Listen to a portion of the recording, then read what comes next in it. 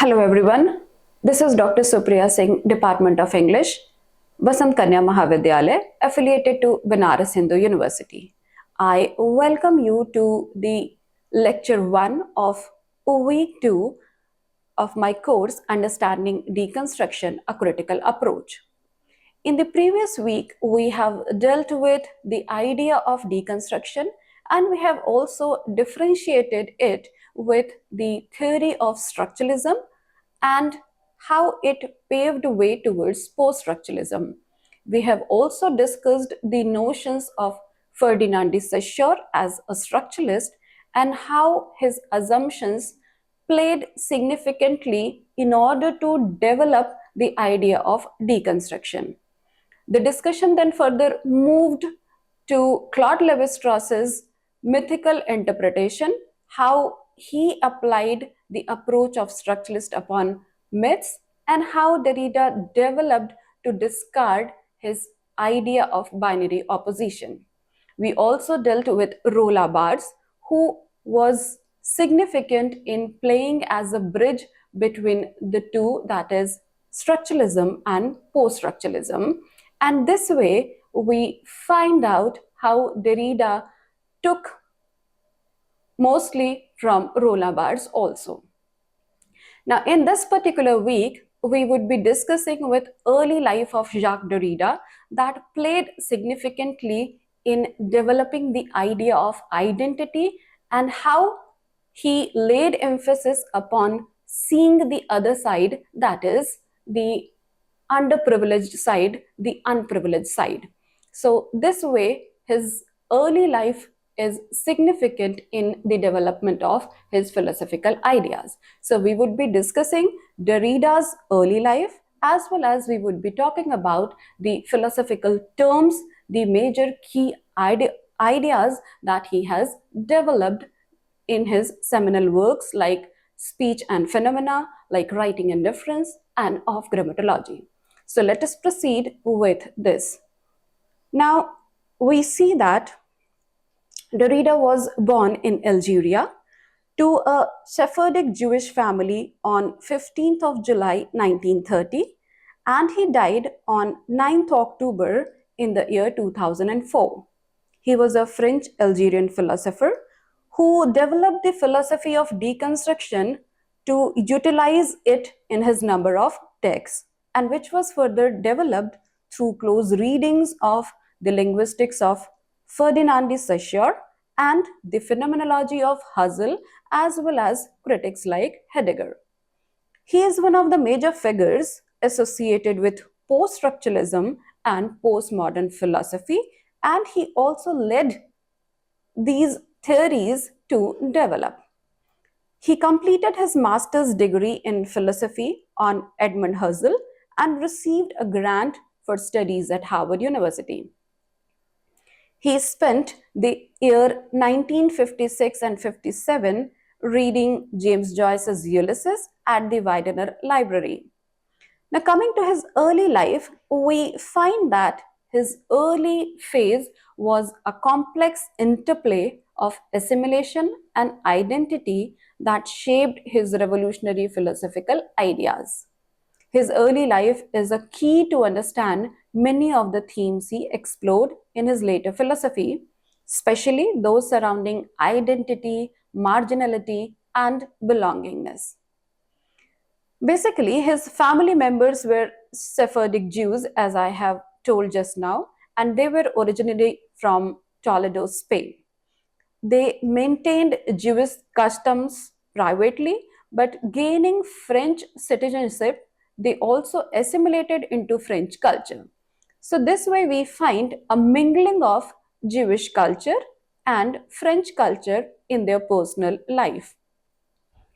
Now, this experience of being both Jewish and French resulted in the development of Derrida's idea of outsider of outsidedness, which is reflected in his work throughout.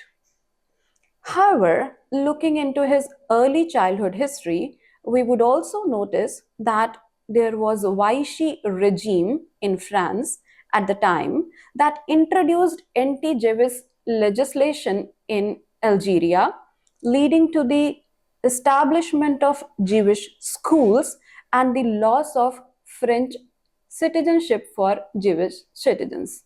Now, this way, we find that though he adopted the French citizenship, his parents were adopting the French culture.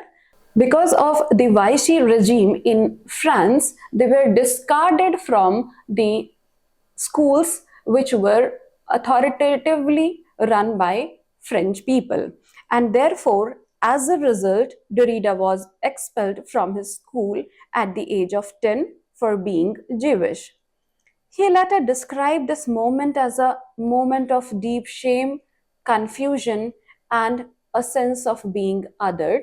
And this is the moment, perhaps, that played significantly in the building up of his psychology, and that we find further in his works.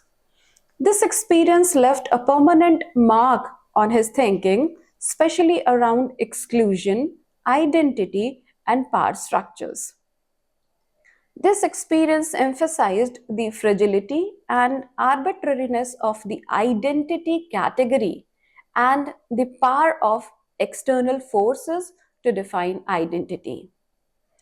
Now, later we find that Derrida identified with the Marrano identity, Marrano, Marrano identity, referring to Jewish people in medieval Spain who converted to Christianity while secretly practicing their own personal religion. This self identification highlights his interest in the hidden, the marginalized, and the complexities in identity. And perhaps this is the point in his early life that was responsible in laying emphasis upon the other, the marginalized, and the outside. And this is the point, perhaps, that played significantly in bringing up this idea of deconstruction or rupture. Now, after secondary education in Algeria, he moved to Paris in 1949, where he studied at the École Normale Supérieure, ENS, one of the most elite schools in France. There, he encountered thinkers like Jean-Paul Sartre and Michel Foucault, and these two thinkers also played significantly in making up or building up what was going on in his psyche. So they played also a significant role in cooking what was there inside his psyche.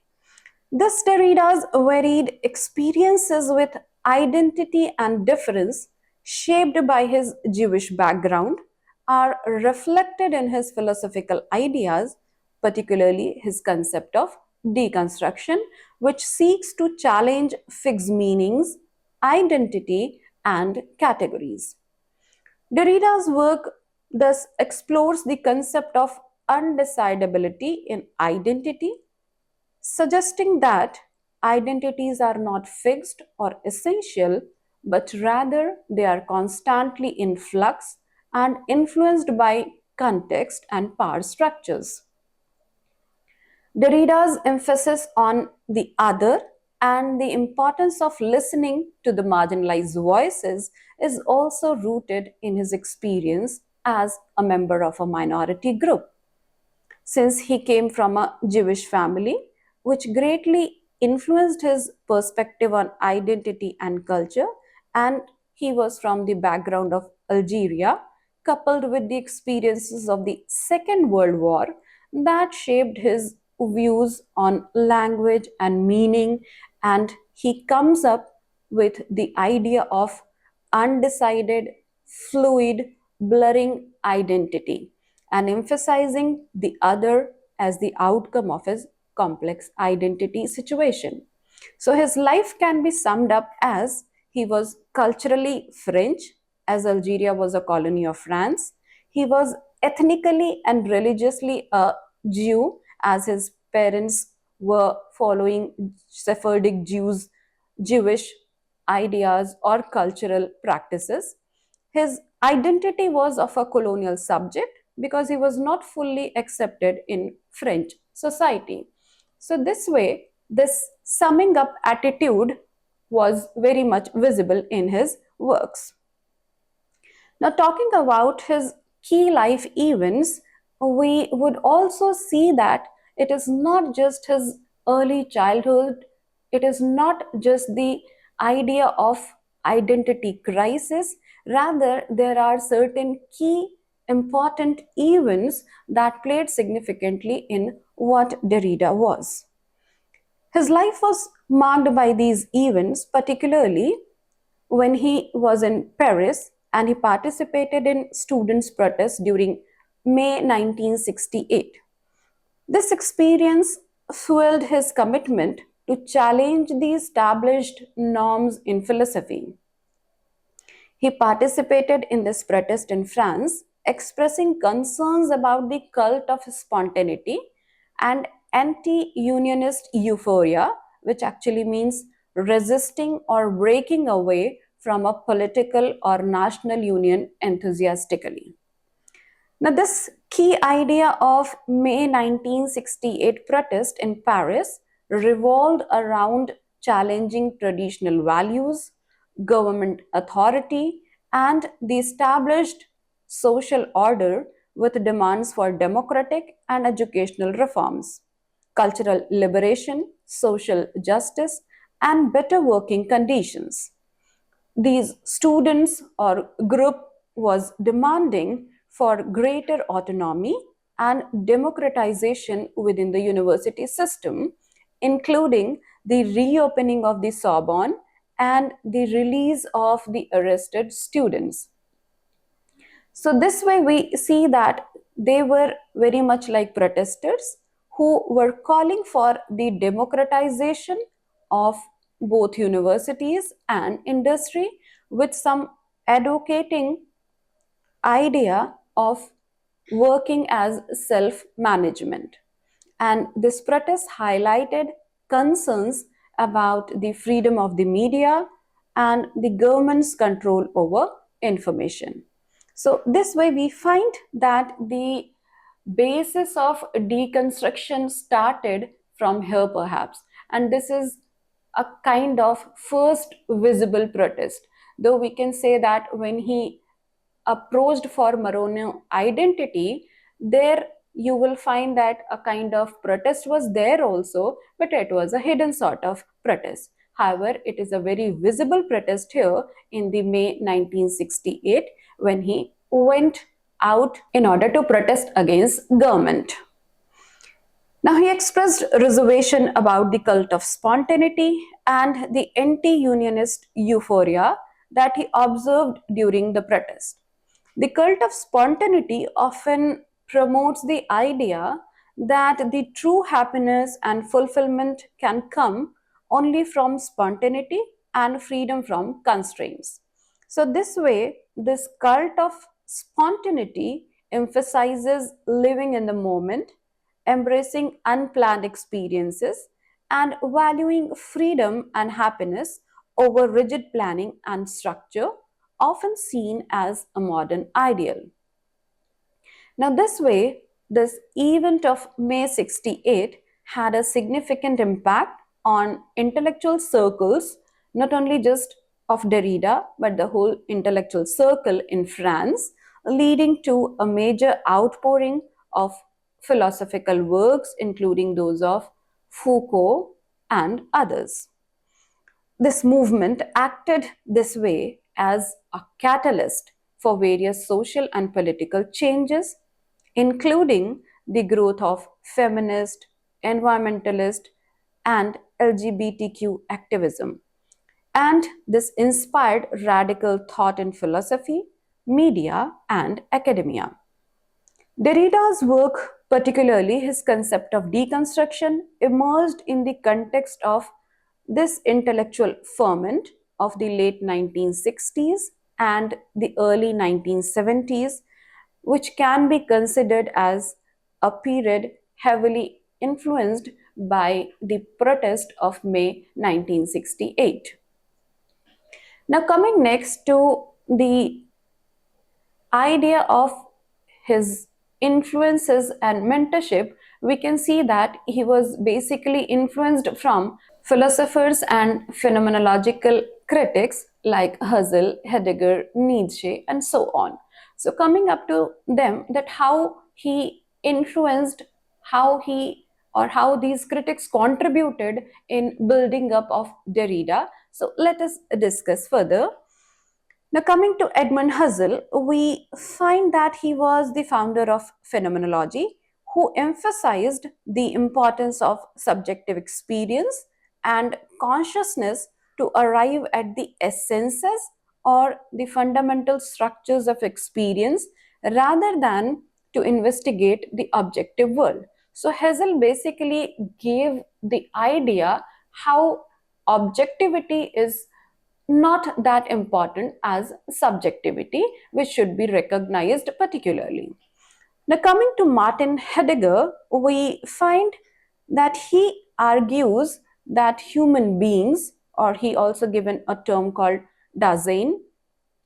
According to Heidegger, this way, the human beings or Dasein are fundamentally beings in the world, meaning our existence or human beings' as existence is inseparable from our environment and relationships. He argues that Dasein or human beings are not merely a passive observer but an active participant in the world, constantly disclosing and interpreting its meaning. Now, coming to Friedrich Nietzsche, we see that he was a prominent philosopher known for his radical critique of traditional morality and religion. He saw truth not as eternal or absolute, but as constructed, metaphorical, and rooted in power and perspective. For him, language is a mobile army of metaphors. So, this way, he also learned a lot or taken a lot from Friedrich Nietzsche. Apart from this, he was also influenced by critics like Ferdinand de Saussure and Roland Barthes, regarding which we have already discussed a lot in the lecture 2 and lecture 3 of week 1. Derrida held several prestigious academic roles, most notably at the École Normale Supérieure, that is ENS, a very popular school.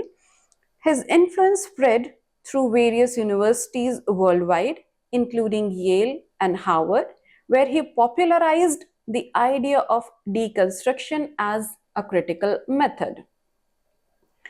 Thus, this prominent French philosopher was educated in France and pursued a career as a philosopher, teaching at prestigious institutions like the Sorbonne, while also lecturing internationally. Published over 40 books, together with hundreds of essays and public presentations during his career. In the year 2000s, his work retained major academic influence throughout the United States, continental Europe, South America, and all other countries where continental philosophy has been predominant. His influence can be noticed particularly in debates around ontology, epistemology, ethics, aesthetics, hermeneutics, and the philosophy of language. For the last 2 decades of his life, Derrida was professor in humanities at the University of California, Irvine. Now, coming up to the major contribution of Derrida towards philosophy and literature, we find that he was primarily contributing his concept of deconstruction, challenging traditional assumption of meaning and the stability of text. And this way, his work revolutionized interpretation methods across philosophy, linguistics, and literary criticism. His work has had a significant impact on literary criticism and theory, inspiring new ways of reading and interpreting. He was also criticized for his ideas are obscure sometimes. Some critics have targeted him as coming with a nihilistic approach or even anti intellectual. However, there is no doubt that he made a remarkable difference in the world's philosophy.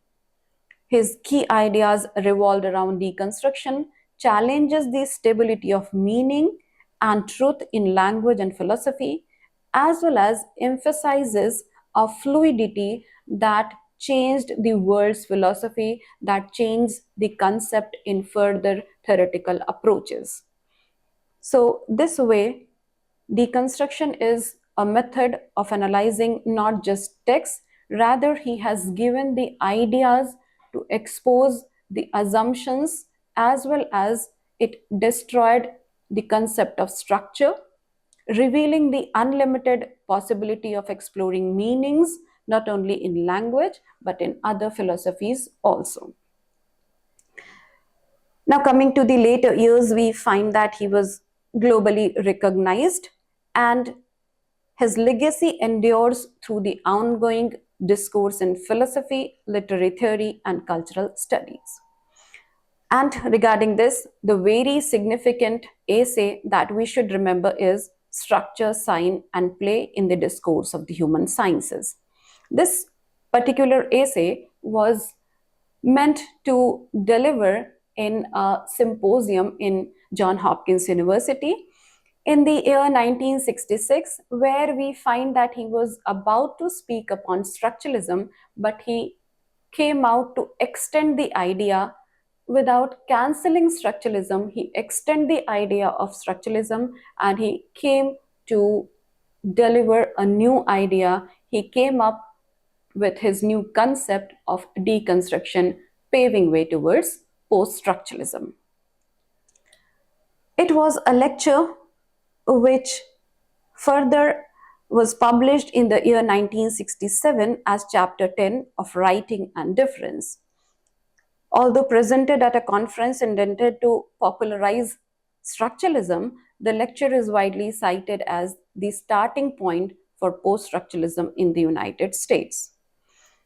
The essay begins by speculating perhaps something that has occurred in the history of the concept of structure that could be called an event. So he started with the idea of an event, how something happened, how an event happened to rupture the idea of center, to rupture the idea of structure. So this way, the idea of event involves changes in structuralism, structure, and in particular, the structurality of the structure. The center is that element of a structure which appears given or fixed, thereby anchoring the rest of the structure and allowing it to play. However, with the event, the centrality of the structure got changed, and with the questioning of the center, all other positions in reference to the center got destabilized. So, we would be further discussing this essay in more detail. Now, let us consider published some of the seminal works like Speech and Phenomena, Writing and Difference, and of Grammatology. Whereas Speech and Phenomena focuses on the critique of Edmund Husserl's phenomenology, as Husserl believes in the unmediated access to meaning. Derrida argues that this Husserl's phenomenology is grounded in logocentrism, privileging speech over writing, present over absence.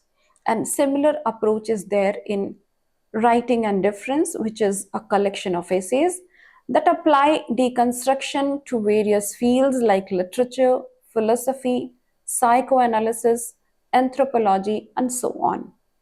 And his most popular and seminal work is of Grammatology, that deconstructs the Western philosophy, privileging speech over writing, where writing is not a subjugated term to speech, rather, it's the structure that underlies all language. Meaning is not fixed or present, it is always made through differences, deferral, and traces. So this way we have continued here with who Derrida is, how his philosophy is nothing but an impact of his early life and his friendship with critics like or thinkers like Jean-Paul Sartre as well as Michel Foucault, and how he come up to give the idea of deconstruction. In the further lectures of this particular week, we would be discussing certain major key ideas of Derrida. Thank you.